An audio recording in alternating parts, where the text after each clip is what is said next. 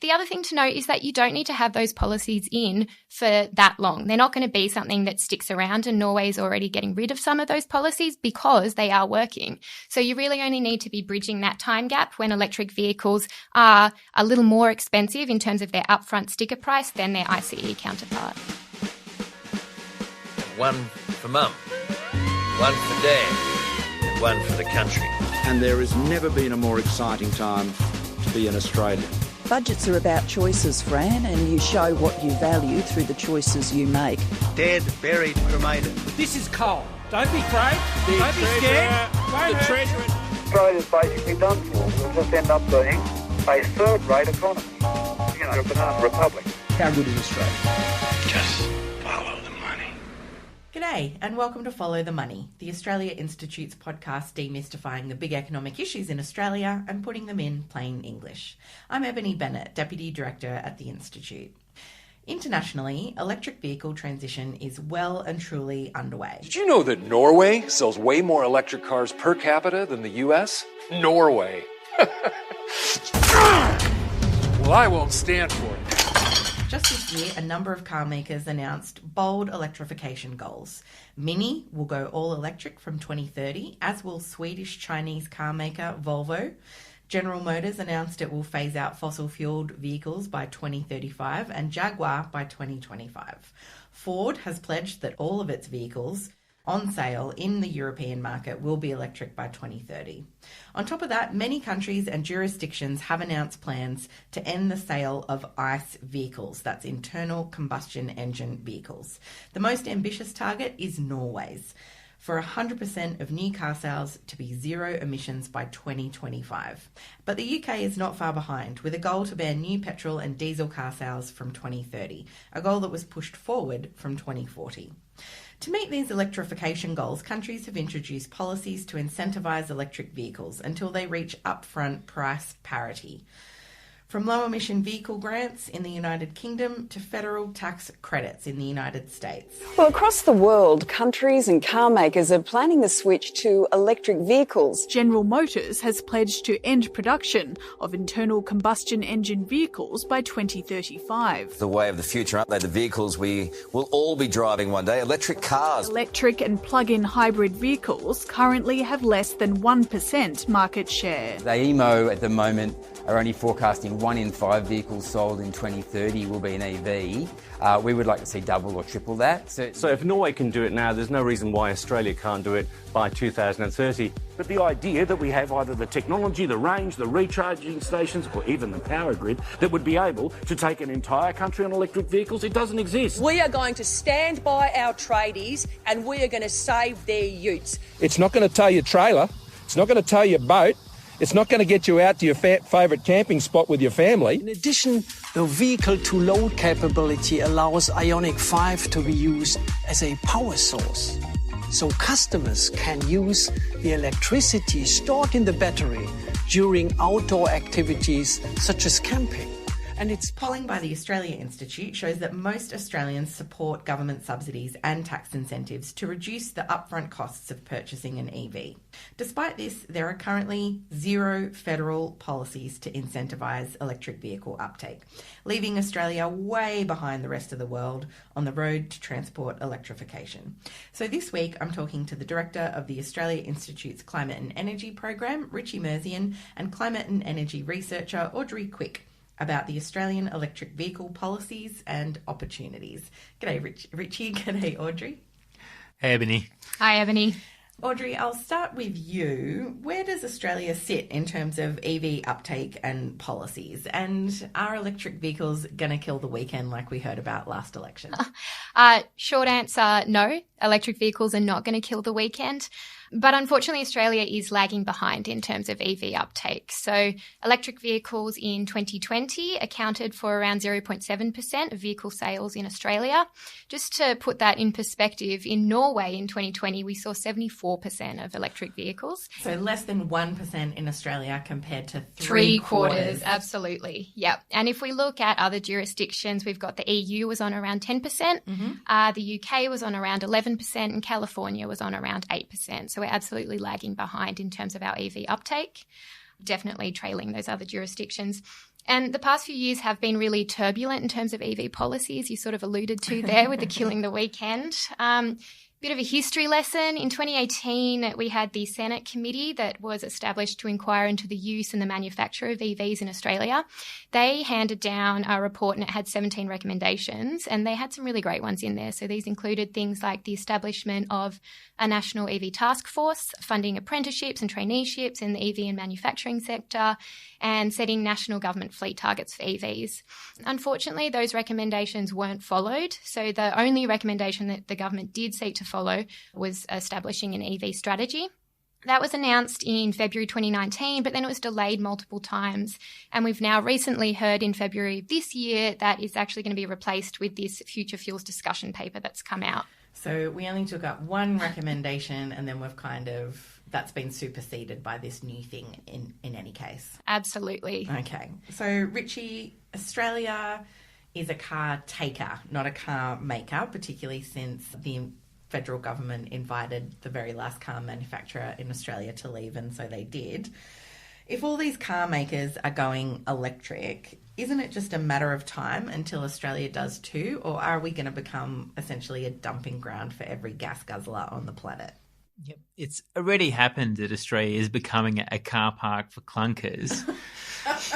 What we're seeing now is that there's every incentive for a car manufacturer out of Japan to send their latest cars, their most efficient cars, their electric cars to Europe, and then to send their older models, the less efficient models, to Australia, which means that right now Australians are paying more to go the same distance as counterparts in most other places in the world. We don't have emission standards for our fuel, which means that our cars are less efficient. Our cars cost more than to fuel to go the same distance. So not only are we not moving towards the international trend towards electrification, our existing fleet are also inefficient, which means we're paying more. So whilst there's this inevitability to electric vehicles, right now, the majority of Australians are kind of locked out of that market because EVs, electric vehicles, are expensive, and the cheaper models are not coming here because manufacturers just don't have the incentives to bring them here. So just sticking with that point about how much it costs, because we don't have any fuel efficiency standards at the moment, what you're saying is every week when I go to fill up my car, it's costing me more than it really should. That's right. And if you were in the US or in Europe or in China, it would cost you less, is basically the point, which means that we have more polluting cars than elsewhere, and it's costing us more to do so. And the real kicker there is that also Australia doesn't even make its own liquid fuels. Yeah, it used to be the argument that we couldn't move towards EVs because we had a car manufacturing sector to protect, but we don't have that anymore. No, we don't make our own cars like we used to. We don't actually refine our own fuel like we used to. Australia has 4 oil refineries, 2 of which have announced that they're going to close. The other 2 probably won't be shortly behind. And so what you're seeing is Australia is becoming completely fuel insecure, and all that foreign oil is driving these inefficient cars. So any which way you look at it, it makes sense for us to reduce that demand on foreign oil. It makes sense to improve our emission standards, and it makes sense to electrify our cars. Audrey, I think it was you that mentioned the future fuels discussion paper, although I suppose that's still accurate. You could call it that. As the closest thing probably that Australia has to an electric vehicle policy, what does that discussion paper actually include, and does it leave out anything important? If you approach the task of developing an EV policy by asking, how do we do as little as possible with as little money as possible, you would end up with the future fuels discussion paper. So it's not an EV strategy. It's neither exclusively about EVs because it also considers hydrogen vehicles and biofuel vehicles. And it's also not a strategy. It's a discussion document. It does have a focus on establishing commercial fleets, which is great, but it really is just a focus. So we're not really seeing the follow through in terms of policies. And just an example of that, it's got this big focus on establishing those commercial fleets. We saw in his first week as president, Biden committing to replacing the entire US government fleet with electric vehicles. The Parliamentary Budget Office here in Australia has costed that, and it would cost around $200 million, with other experts suggesting that it could be more like $20 million. But we're still not seeing that come through as a policy in this document. We're just seeing rhetoric, we're just seeing talk. And I'm guessing from their complete opposition to setting zero emissions by 2050 as a target. There's probably no targets in here, is there? No, and that's despite transport accounting for around 18% of Australia's overall emissions. So the things that are really missing from the Future Fuels discussion paper are new funding commitments. Most of the funding that is in there is from pre-existing sources like ARENA. There's no direct financial incentives to purchase EVs. There's no targets, as you said, for those new EV sales or for government fleet targets, and there's no fuel efficiency standards. Sounds great. Sounds comprehensive. So at the federal level then, if we're not seeing much action in terms of EV policy, certainly we've seen the states step up when it comes to transformation of our national electricity market. Are the states stepping up when it comes to electric vehicles as well? Look, Ebony, this is a Canberra bubble question because in Canberra, the ACT has certainly stepped up and has incentives. It has a $15,000 loan scheme that you can spend on an electric vehicle or panels or batteries.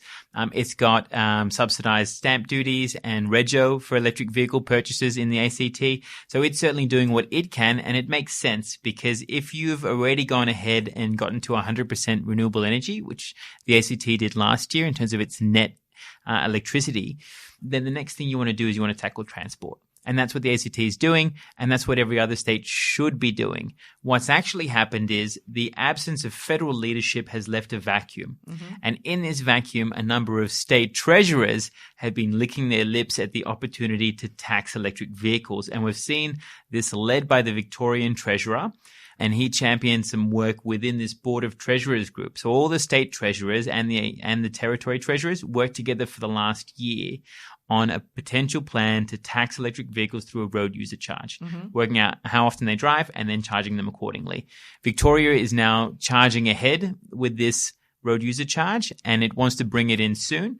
And South Australia said that it'll look at what Victoria does and try and follow. This is a fairness measure. You know, absolutely right in South Australia. Why should everybody driving a petrol car or a diesel car pay for the roads and all the infrastructure that our good old Tesla drivers enjoy for free? It's just simply creating a level playing field so everyone that uses the roads makes a contribution.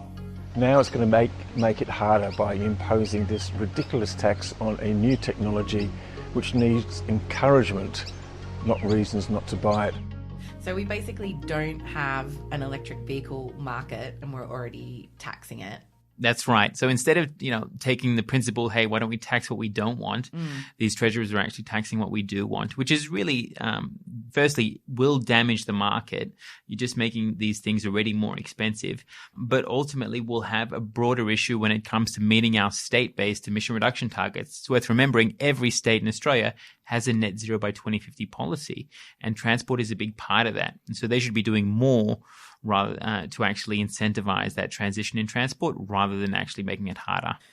Yeah, Audrey, you've done a lot of work around incentives. Now, I know I really want wealthy people to buy electric minis so that in 10 years' time when I need a new car, I can get a second-hand electric mini. Is that kind of how incentives are supposed to work, that we'll start bringing in new as well as kind of a second-hand market over time? Absolutely, as well as those fleet targets too. So fleet targets, you're getting all of those electric vehicles coming into a fleet and then you're seeing them run through to the second-hand market. It's the same thing for incentives. You start incentivizing those vehicles and then sooner or later you're going to have that second-hand market being established. And I mean, I mentioned Norway before because they've got that, 3/4 of their vehicles being electric, and that is exactly what they do. They come from this standpoint of let's incentivize what we do want and let's, what's the word? Tax. That's the word. Tax what we don't want. And it's working. We're seeing it working there. The other thing to note is that you don't need to have those policies in for that long. They're not going to be something that sticks around, and Norway's already getting rid of some of those policies because they are working. So you really only need to be bridging that time gap when electric vehicles are a little more expensive in terms of their upfront sticker price than their ICE counterpart. And so on the whole too, Richie, we're not necessarily opposed to road user charges. In fact, a lot of environmental activists have been pushing for that kind of thing for a long time, but what we're saying is it just makes no sense to impose a tax like that when we have no electric vehicle market to speak of, particularly when we're not applying similar taxes to gas guzzlers. That's exactly right. Like, if you want to talk about how we manage our transport sector and how we tax it, we can have that conversation, but it's not a conversation we're actually having. If you look at what the states are using to justify it, like Victoria, they're claiming that the fuel excise, so the 42 cents we pay for every litre of fuel that we buy, will actually go down because electric vehicles don't need to buy them, and therefore they need an alternate source of income. But that's not really the case, because they're still going to get the same amount of money from fuel excise, because that's managed by the federal government, and then they'll get this electric vehicle money on top of that. So really, they're just going, both for the cake and to eat it too. So we're happy to have a conversation about transport policy. We should. But right now, there's a broader issue, which is that we are really struggling to transition our transport sector, and we're not going to meet our climate goals without it. I mean, that all sounds pretty depressing to me. Not that there's ever a huge amount to celebrate in the climate space, but is there anything positive happening, Audrey? Yeah, look, I think there are some positive things happening in terms of business opportunities, jobs, and research and development opportunities in Australia in the EV space. So we're seeing businesses pop up like Tritium. They're a business that's based in Brisbane, I think, and they're one of the world leaders in fast charging infrastructure. We're also seeing things like ChargeFox. We're seeing some really great manufacturing opportunities of electric buses in New South Wales. And then in terms of research and development, there's an exciting thing that's happening at the ANU at the moment. It's called the REVS project. They're looking at vehicle-to-grid capability. So what happens when you have something like a Nissan Leaf, which can plug back into the grid, feedback at times of high demand, and actually you could potentially have a vehicle owner who's being paid to feed back into the grid at those times. So some exciting things happening led by Australian institutions, but I think we would have far more of these opportunities if we did have that government support there too. And Richie, how are things looking in the Parliament if the federal government isn't onto this kind of thing? Are there any other parties or MPs who are interested in EVs? Yeah, we're seeing things go up a notch. Or what another way to put it is, shift into another gear, really. So this week we had a Parliamentary Friends of Climate meeting that was led and hosted by Zali Steggall, the independent MP for Warringah, as well as the other co-chairs for this group, Rebecca Sharkey and Helen Haynes. And they put on this event to really showcase what is open and possible in the transport sector, with the ambassador from Norway there talking about the examples Audrey mentioned, with Mercedes-Benz there talking about why they're bringing forward their electric vehicles, with ChargeFox, a great Australian startup in this space, and also with a fuel security expert as well to talk about how we can actually deal with that transition. There's so many things that could be done in the transport space because there is nothing really on the cards right now. And there was a great showing from the crossbench, from the Greens, from Labor, to actually look at what is possible. And I reckon we'll be seeing a lot more on the federal agenda later on this year, including as we pull together our submission for the Future Fuels discussion paper, which I think is due early next month. Excellent. Well, we might wrap it up there. Thanks, Richie. Thanks, Audrey. Cheers. Cheers. This episode was published on Thursday, the 18th of March 2021, and things may have changed since recording. You can visit australiainstitute.org.au for all our latest research and content, and we're on Twitter at the Oz Institute with an AUS. My Twitter handle is Ebony_Bennett with a ~NTT, and Richie is at Richie Merzian. Audrey is sensibly not on Twitter.